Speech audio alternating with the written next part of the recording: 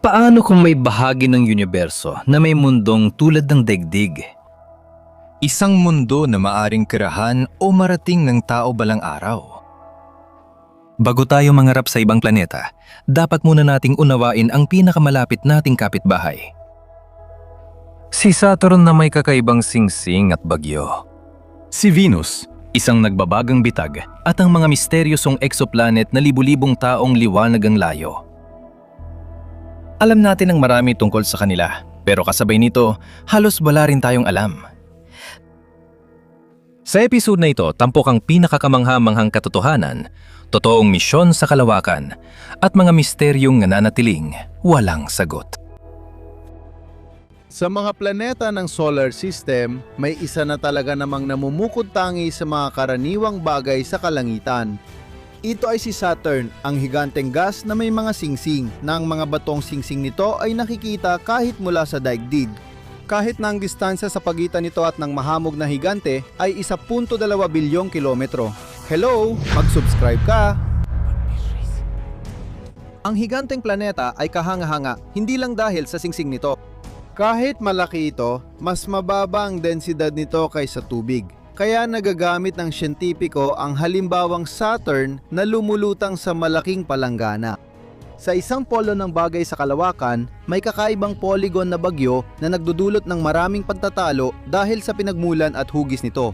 Ang mga ito at marami pang iba ay matagal nang nangangailangan ng mas detalyadong pag-aaral. Kaya noong 1997 ay ipinadala ang isang ekspedisyon na ang mga resulta ay nagbigay liwanag sa maraming misteryo ng malayong planeta. Ang automatikong interplanetaryong istasyon na si Cassini na may dalang probe na si Huygens ay nakarating lamang sa kinakailangang lokasyon noong 2004. Ang aparato ay literal na pinuno ng mga kagamitang pang-agham at pananaliksik. Kabilang sa iba pa, si Cassini ay nilagyan ng ilang uri ng spectrometer, camera, magnetometer at mga radar.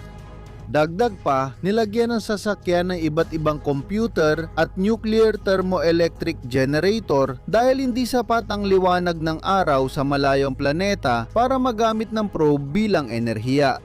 Paano naganap ang paglipad ni Cassini? Isa-isa ayon sa mga yuto.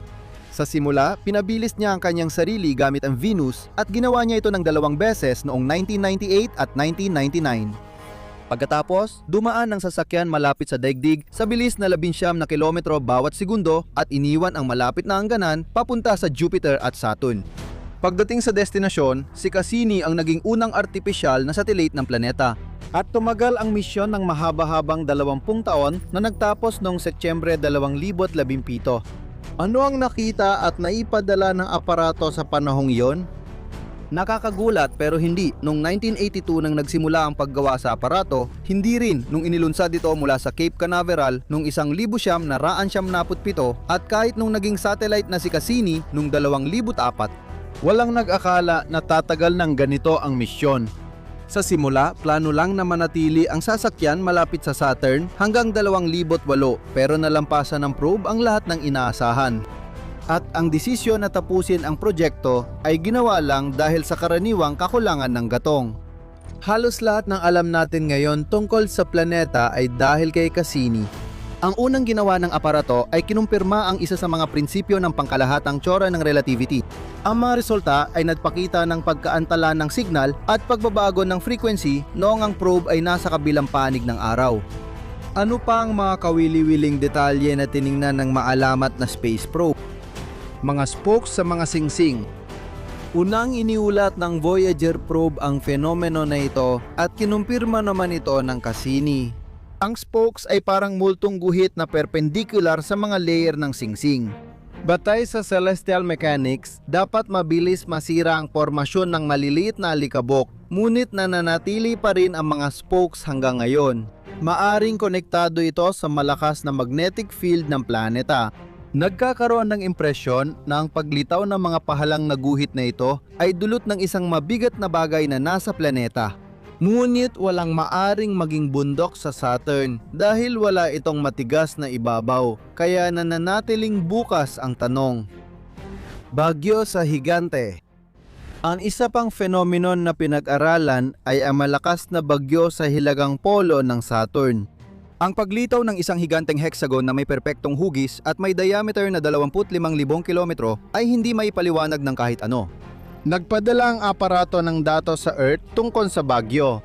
Pumapasok ito sa kailaliman ng planeta ng hanggang 100 kilometro at ang mga hangin dito ay umabot sa bilis na hanggang 1,000 kilometro bawat oras. Lalong lumakas ang interes sa estrukturang ito matapos ipadala ni Cassini ang larawan, kahit na una na itong napansin ng Voyager dahil sa kakaibang bagyo. Hindi pinayagan ng kagamitan ng huling bahagi ng ika-20 siglo na malinaw na maipakita ang mga ipo-ipo. Kaya naman, nayon lang talaga ito lubos na naobserbahan. Kapansin-pansin na pantay ang mga pader ng bagyo. Noong 2013, nakuha ang mas mataas na kalidad na larawan ng matatag na estruktura na nadangalit sa polo ng Saturn. Ang larawan ay kuha mula sa layo na 2,000,000 kilometro. Mamadetalye ng pag-ikot, bago dumating si Cassini sa orbit ng Saturn, ang tagal ng isang araw sa planeta ay tinatayang alam lamang. Pero natuklasan ng Cassini ang lahat ng eksakto. Ngayon, alam na natin na ang isang araw sa Saturn ay tumatagal ng 10 oras, 45 minuto at 45 segundo. Mas mahaba ito ng 6 na minuto kaysa inakaala dati. Epikong mga aurora sa mga polo. Unang beses na naitala ang ganitong kalaking mga pangyayari sa solar system. Ang aurora sa mga polo ng dambuhalang planeta ay tila nakakasilaw at tuloy-tuloy na mga oval. Nalaman din ni Cassini ang isang kapansin-pansing katotohanan. Habang mas malakas ang presyon ng solar wind, mas malinaw ang mga neon na singsing.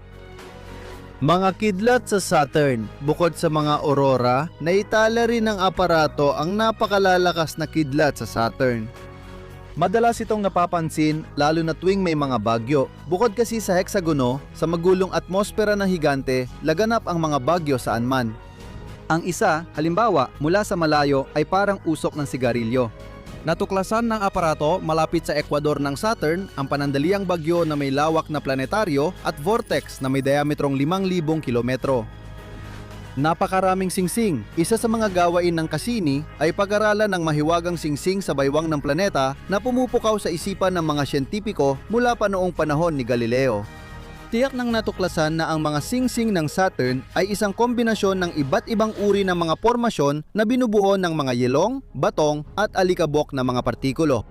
Sa ngayon, ang mga larawan ng singsing ng Saturn mula sa Cassini sa iba't ibang anggulo ang pinakadetalyado at mahalaga. Narito ang isang larawan na nagpapakita ng estruktura ng mga singsing mula sa layo na 1,800,000 kilometro. Makikita rito ang hindi pagkakapareho ng kulay at mga pagkakaiba sa densidad. Sa larawang ito, makikita ang malaalon na anyo ng singsing ni Saturn. Bagaman hindi lubos na ipinaliliwanag ng impormasyon ang penomeno, nagbibigay ito ng liwanag sa itsura at laman ng mga singsing na pormasyon. May kasamang kawili-wiling na tuklasan ang misyon. Natuklasan ng Cassini ang isa pang singsing na pinakamalayo mula sa planeta.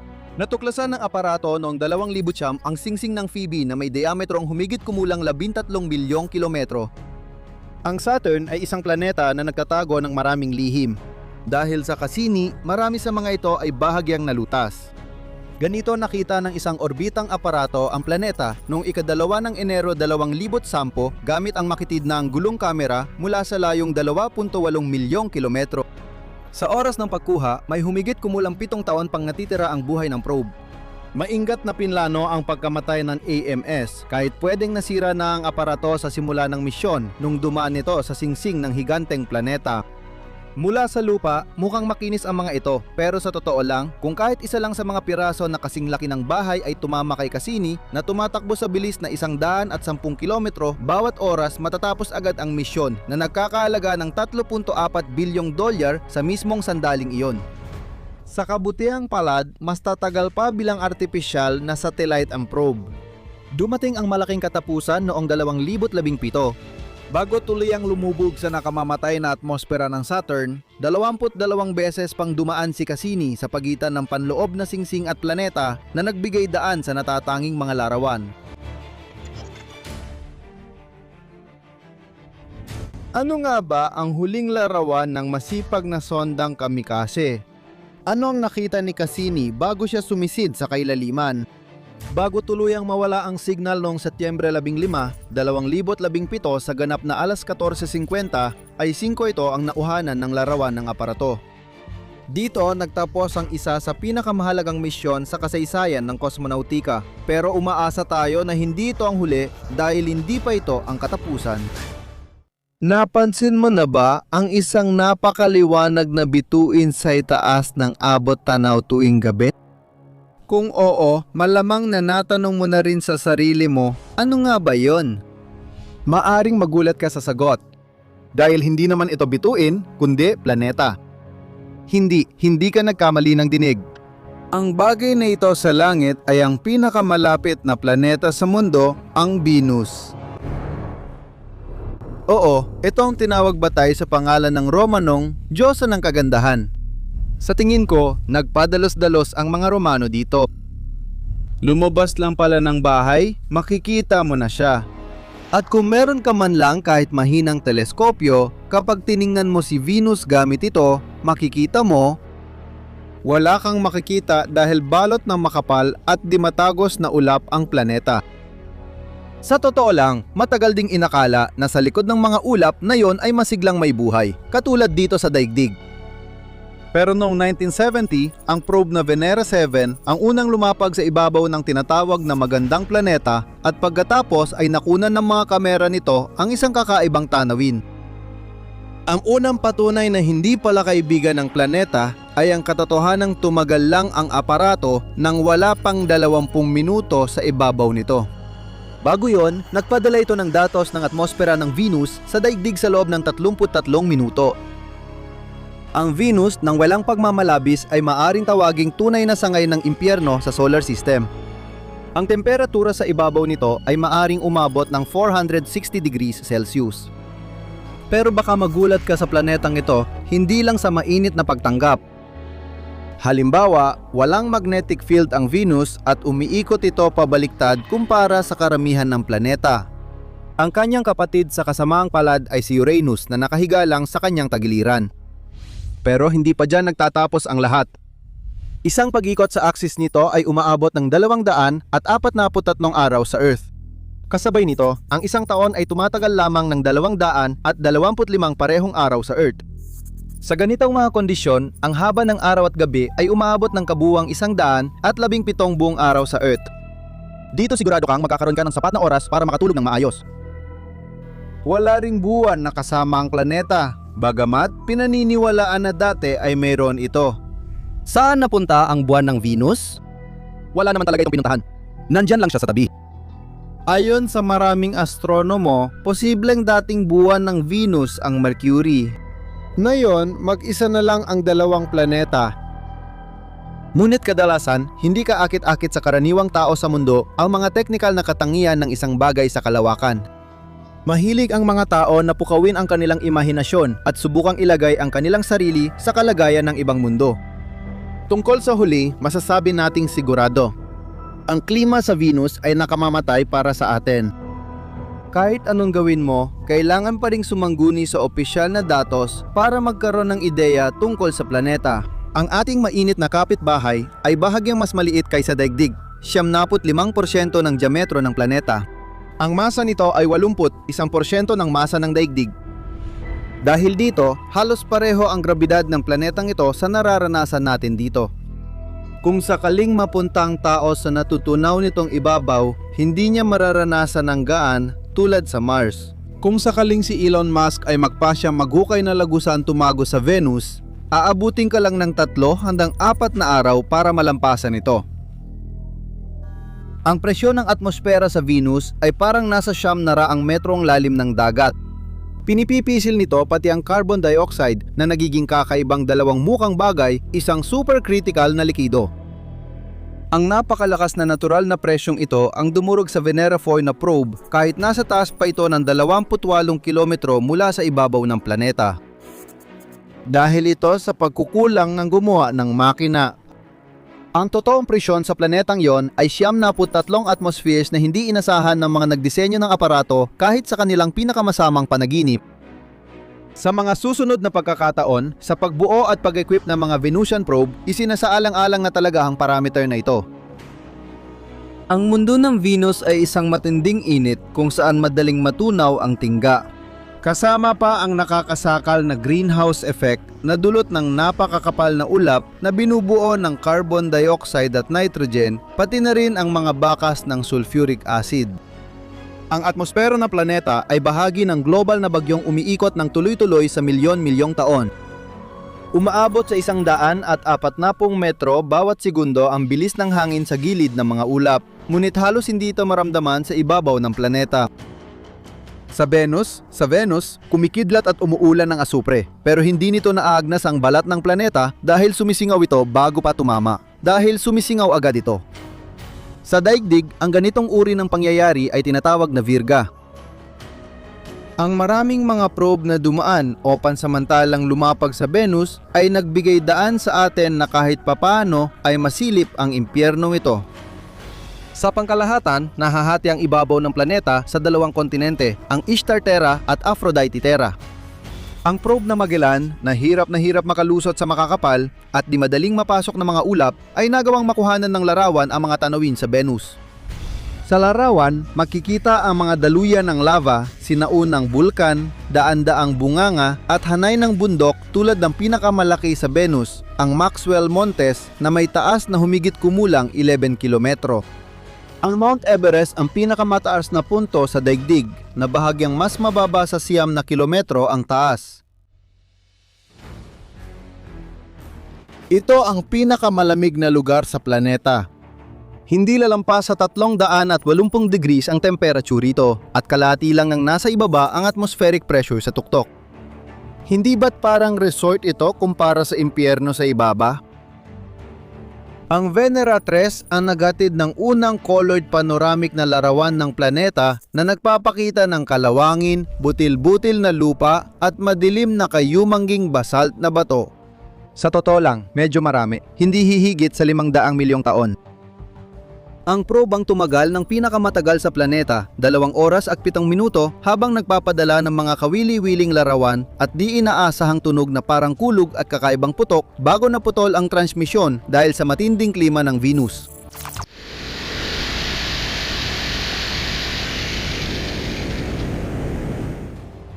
Pero ang pinakamahalagang tanong na malaman ng mga tao sa mundo, maaari nga bang manirahan sa Venus? Ibig sabihin, pwede ba itong i-terraform? O kaya naman ay kolonisahin ang hindi pa napapasukong kapitbahay sa ibang paraan? Subukan natin. Tingnan ulit ang mga kakumpetensya, may isang interesting na detalye. Ang malawak na atmosfera ng Venus ay binubuo ng maraming layer na may iba't ibang kondisyon. Kabilang sa mga ito, partikular na interesante para sa atin ang tropopausa. Ayon sa mga pag-aaral ng mga probe, ang 15 kilometrong bahaging ito ay may komportableng temperatura mula plus 20 hanggang plus 37 degrees Celsius at pressure na halos katulad ng sa Earth. Dito mismo balak lumika ng lumilipad na kolonya na binubuo ng malalaking barko na may napakalalaking lobo balot ng protektibong teflon na patong at puno ng hangin mula sa Earth. May natural na panangga rin laban sa solar radiation sa lokasyong ito. May ozone layer ang Venus. Pero hindi lang ito ang kakaibang proyekto. Iminumukahi ring maglagay ng kakaibang payong sa Lagrange point sa pagitan ng araw at Venus upang mabawasan ang temperatura ng planeta at mas maging angkop ito para sa buhay. Upang mapayaman ng tubig ang nagbabagang kapitbahay, balak nilang isagawa ang malawakang pambobomba ng mga kometa at asteroid sa ibabaw nito. Pero para magawa ito, kakailanganin nila ng napakarami o kaya naman ay ilan lang pero malalaki. Pagkatapos nito, isusunod ang mga plano para magdala ng mga partikular na uri ng algae sa atmosfera ng Venus, lalo na sa bahagi ng tropopausa para sa kanilang pagpaparami. Sa kabuuan, may ilang dahilan kung bakit kaakit-akit ang pagsakop o pag-explore sa Venus. Una, sa usaping teritorial, dahil ito ang pinakamalapit na planeta sa atin. Kahanga-hanga rin ang pagkakatulad ng Venus sa timbang, sukat at grabidad. Kung walang makapal na ulap, hindi sana ganun kainit at hindi matiis ang temperatura sa planeta. Kasabay nito, halos walang tubig sa Venus at mataas ang radyasyon dahil sa kawalan ng magnetic field at lapit nito sa araw. Sa makatuwid, mahirap at halos imposible mangyari ang kolonisasyon nito. Pero ang mangarap at magplano ay hindi masama. Lalo na't magwawakas din ang daigdig balang araw. Ang paghahanap ng buhay sa ibang planeta ay hindi na lang uso sa astronomiya, kundi isa ng matinding obsesyon. Sa isang punto, napagtanto ng mga siyentipiko na napakaraming mga bagay sa universo nakahawig ng daigdig. Kaya matagal nang nawala ang pagiging bukod-tangi ng ating tahanan. Unti-unting naging karaniwan ang mga terminong tulad ng exoplaneta at superdaigdig. Una, ito ay mga bagay sa kalawakan na malapit sa mga bituin at umiikot sa mga ito. Pangalawa, malalaking planetang bato na may bigat na hanggang 10 beses ng daigdig ngunit mas maliit kaysa sa mga gas giant. Ibig sabihin ba nito na posible ang buhay sa bawat isa sa mga bagay na ito? Sa teorya, oo, pero kung magtatagpo ang maraming mahahalagang salik. Sa ngayon, syempre, kakaunti pa lang ang mga natutuklasang exoplanet at medyo huli na ang mga update tungkol dito. Pero, ganoon talaga. Pero lalo na sa mga ito, namumukod tangi ang Kepler 452b, isang kakaibang malayong mundo. Система желтого карлика при... Ang palabas na Shotroni. Sabihin, maaring ganon. Maari nating sabihin, hindi ganon. Pero hindi natin maaring sabihin, ganoon. Na maari nating hindi ganon. Pero maari nating sabihin na hindi ito ganon. Hindi natin masabi na hindi ito, pero hindi natin na hindi ito CB ay halos kambal ng araw at ang tinutukoy na planeta ay nasa habitable zone ng kanyang bituin. Dahil dito, nagsimulang magpalagay ang mga siyentipiko at mas pinatindi pa ang kanilang mga pag-aaral. Tinawag pa nga ng mga media ang Kepler 452b bilang Earth 2. Suriin natin ang pisikal na katangian ng bagay na ito ayon sa mga astrophysicist. Alam natin na ang exoplanet na ito ay isang super-Earth. Ang Kepler 452b ay 60% na mas malaki at 5 beses na mas mabigat kaysa sa daigdig. 1.5 bilyong taon itong mas matanda kaysa sa mundo natin. Dahil dito, mas mabilis lalabas sa pangunahing sekwensa ang bituing ito kaysa sa araw makalipas ang 3.5 bilyong taon. Kung isasalin ang impormasyong ito sa mas madaling maintindihan, ibig sabihin nito, mas mauunang maging tuyot at tigang na disyerto ang Kepler 452b kaysa sa daigdig. Dahil ang bituin nito ay balang araw magiging isang napakalaking pulang higante na lalamon sa mga kalapit na planeta.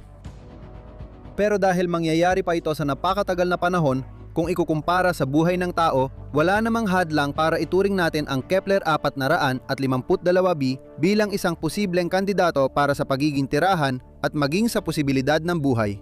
Kepler B. Pagdating sa paglipat, ang unang maaaring maging hadlang sa atin ay ang napakalayong distansya papunta sa planeta. Dahil sa limitadong teknolohiya ngayon, hindi makakarating ng buhay ang tao sa konstelasyon ng Cygnus dahil sobrang haba ng biyahe. Dapat ipaliwanag na umaabot ng 9 na taon bago makarating ang mga probe natin sa Pluto. Kung sa parehong bilis pupunta sa Kepler 452b, kailangan mong umalis na yon bago pa mag-almusal at gugugol ka ng hindi bababa sa 25 milyong taon sa biyahe. Hindi ka panipaniwala ang tagal na yon at wala ring usapan tungkol sa pagbisita kahit na mga interplanetaryong istasyon. Patuloy pa ring pinag-aaralan ng mga astronomo ang super-Earth sa Cygnus at gumagawa ng simpleng mapa ng ibabaw nito. Ano kaya ang makikita natin kung lalapag tayo sa Kepler 452b ngayon din? Una sa lahat, pinaniniwala na mataas ang aktibidad ng bulkan sa planeta at ang pangunahing anyo ng lupa ay mabato. Dito, 2 beses na mas malakas ang grabidad kaysa sa daigdig, kaya mahirap para sa tao makibagay sa bigat. Sa pagdaan ng panahon, may henerasyong magiging komportable sa mahiwagang mundong ito. Ang taon sa planetang ito ay halos kapareho ng atin at tumatagal ng halos 385 araw. Kung hindi pinihit ng mga puwersa ang planeta para isang panig lang ang nakaharap sa bituin, maaaring may pagbabago ng panahon dito. Mahalaga ang temperatura para matukoy kung angkop sa atin ang isang planeta. Kaya naman, sa ibabaw ng Kepler 452b ito ay nasa humigit kumulang 2 degree Celsius. Paano naman ang posibilidad ng buhay sa Kepler 452b? Известно, что Tumatanggap ng sapat na enerhiya ang planeta para magsimula ang photosynthesis basta may mga halaman. Dalawang bagay ang nagpapalabo sa magandang pananaw, ang insolation na doble kaysa sa daigdig at ang posibleng greenhouse effect. Kung naroon ito, malamang magkakaroon ng kondisyong tulad sa Venus na nag-aalis ng posibilidad ng buhay at pananatili ng tao sa planeta. Kaya kahit ang probe ay hindi tatagal dahil sa nakamamatay na atmosfera at matinding presyon, kailangan pa nating alamin kung totoo ito. Para malaman kung gaano kahawig ang planeta sa daigdig, gumawa ang mga astrobiologo, planetologo, kimiko at astronomo ng espesyal na index. Ginagamit ito sa mga planeta at buwan, isinasaalang-alang ang mahahalagang sukatan. Masa at laki ng bagay, ang densidad nito, distansya mula sa bituin at saklaw ng temperatura.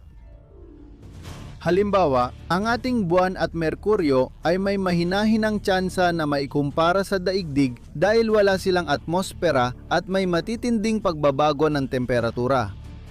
Samantalang, ang Kepler 452b ay nasa ika-6 na pwesto sa listang ito. Ang lokasyon nito sa Goldilocks Zone ay nagpapahiwatig na maaring may karagatan, ilog at lawa ang planetang ito. Sa madaling salita, may tubig doon, ang pundasyon ng buhay. Totoo, may ilang astropisiko na nagmumungkahi na unti-unting sumisingaw ang likido mula sa ibabaw ng Kepler 452b dahil sa pagtanda ng pangunahing bituin nito na lumalaki at tumitindi ang liwanag.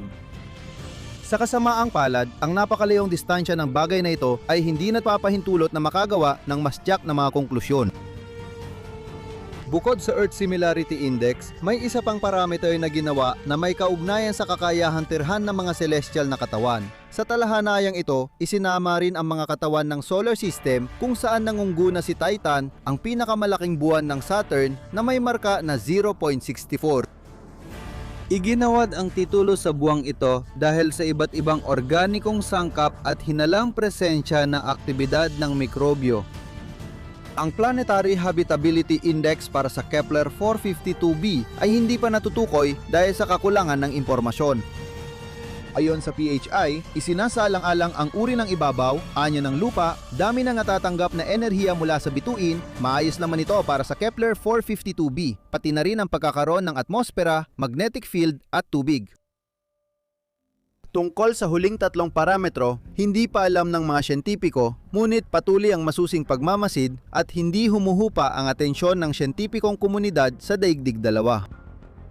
Pinaniniwalaan na may atmosfera ang nasabing celestial na katawan, ngunit hindi pa tiyak kung gaano ito kaangkop para sa pag-usbong ng buhay. Sa tala ng mga potensyal na matitirang planeta, nasa ika-8 pwesto ang Kepler 452b. Ngunit hindi dapat isipin na may mga puting tiyan na balyena na lumilipad at kumakapit sa mga kulay ubing baging o mga dayuhang gibon na kumakain ng kabuting parang dikya. Siguro, mas simple lang lahat. Gusto ko sanang maniwalang may kahit man lang bakteryal na buhay sa planetang ito.